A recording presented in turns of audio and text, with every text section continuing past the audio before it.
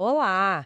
Hoje a gente mergulha num livro que explora, assim, de forma bem pessoal, a jornada espiritual, As Valquírias, do Paulo Coelho. Ele mesmo comenta, né, como foi difícil expor as próprias fraquezas, mas ele diz que a magia é pra gente comum. O que vale é a vontade de seguir, sabe? Exato. E a história já começa com uma tensão, né? O autor encontrando o mestre dele, o Jota, e tem um presente ali meio misterioso. É interessante como o Jota não é pintado como um mestre perfeito. Pelo contrário, valoriza-se o mestre que ensina sobre o amor, mas que também mostrou as próprias dúvidas. Humaniza muito, né? Totalmente. E logo vem a missão. O Paulo precisa achar e conversar com o anjo da guarda dele. Uma tarefa que leva ele e a esposa, a Chris, para o meio do deserto de Mojave. Isso é intenso. Por que essa busca específica, assim, tão exposta? Boa pergunta. O livro vai misturando essa busca espiritual com coisas bem do dia a dia, tipo do casamento, os medos de cada um, sabe? A necessidade de superar uns traumas antigos. Então, a gente não acompanha só ele buscando o anjo. A gente vê o casal, como eles lidam com isso. E a Chris, que no começo parece que só tá junto, ela também se transforma. É bem legal ver isso. Falando nos anjos, como o livro aborda isso? Eles têm asas? Como são? O G diz que eles tomam a forma que a gente imagina. São vistos como mensageiros, sempre por perto, mesmo que a gente não veja. Parece que a fé, ou a falta dela, é que define se a gente percebe ou não. Entendi. E no deserto eles encontram uma figura-chave, o Tuk, né? Isso Tuque, um jovem que manja muito de anjos. Só que ele não ensina o Paulo direto. Tem uma coisa que o livro chama de tradição. Pelo que dá a entender, é tipo uma regra. Um mestre não se mete no caminho do discípulo de outro mestre. Ah, interessante. O Tuque passa os ensinamentos mais para Cris de forma indireta. Fala de segunda mente, que parece ser uma intuição, né? E de olhar o horizonte, coisas assim. E a jornada não é só espiritual, tem perigo real, aquela parte que eles quase morrem de desidratação porque tiram a roupa no sol.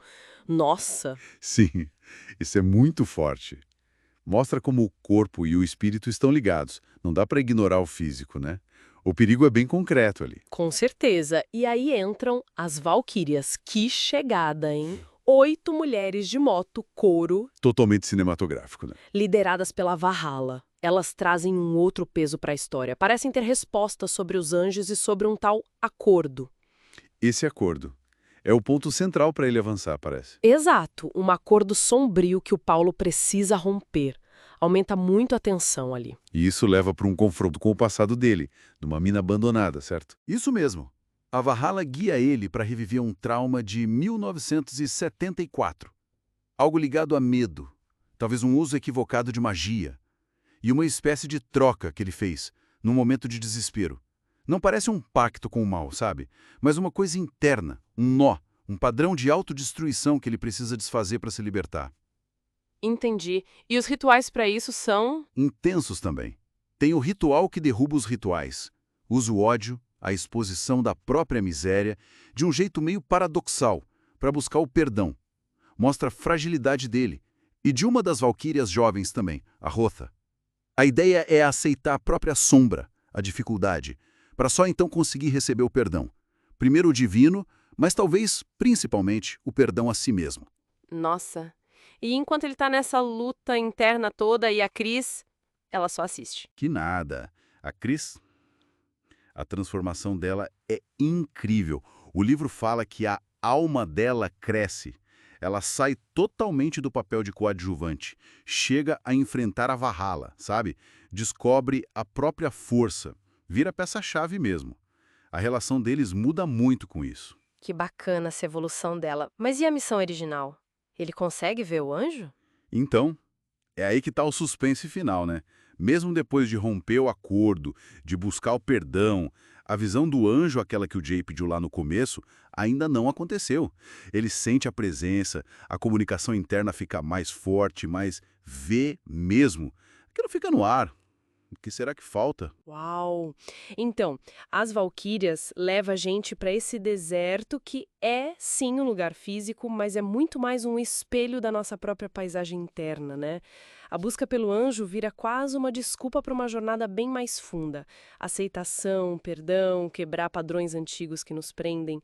A magia aqui não é algo etéreo, distante. Está misturada com as nossas lutas de sempre. Amor, medo, fé, a complicação que são os relacionamentos. Exatamente. E fica aquela pulga atrás da orelha. Será que o grande lance era mesmo ver o anjo? Ou era reconhecer a própria luz e sombra? Aceitar o perdão, se perdoar?